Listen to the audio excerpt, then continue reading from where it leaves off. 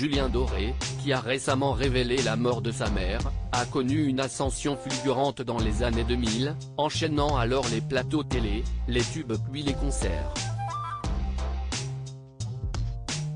Une popularité qui, à l'époque, a été difficile à gérer pour le chanteur.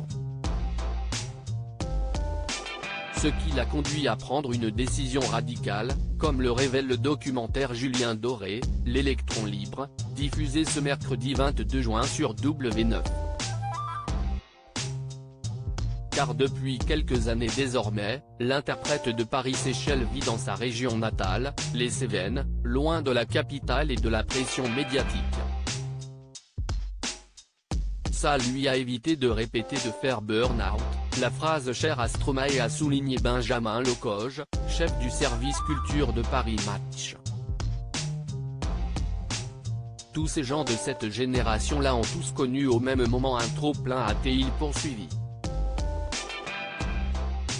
Difficile donc à l'époque pour le chanteur de supporter ce changement si brutal dans son mode de vie.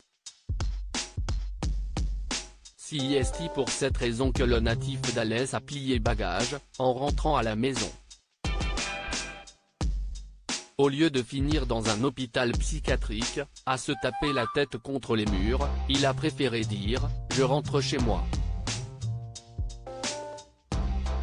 Chez moi, c'est le sud. C'est les Cévennes. C'est en duse, a expliqué Benjamin Locoge. Au cœur de la nature, l'artiste de 39 ans s'était exprimé en début d'année sur ce sujet pour Sudinfo.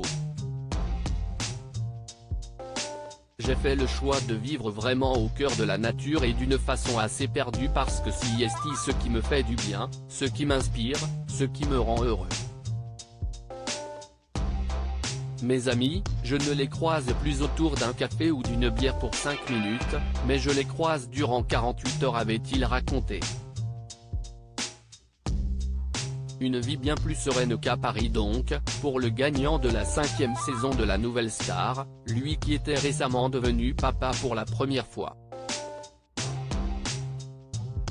Ce qui l'a conduit à changer de comportement vis-à-vis de ses fans. Sur scène, je suis un daron, ce rôle-là, intime, celui de la maison, cette responsabilité, je la sens envers les gamins que j'ai devant moi, ceux qui me disent un petit mot, me donnent un dessin, a-t-il déclaré dans les colonnes du Parisien le 3 avril dernier. Il cherche en revanche à préserver la mère de son enfant des réseaux sociaux.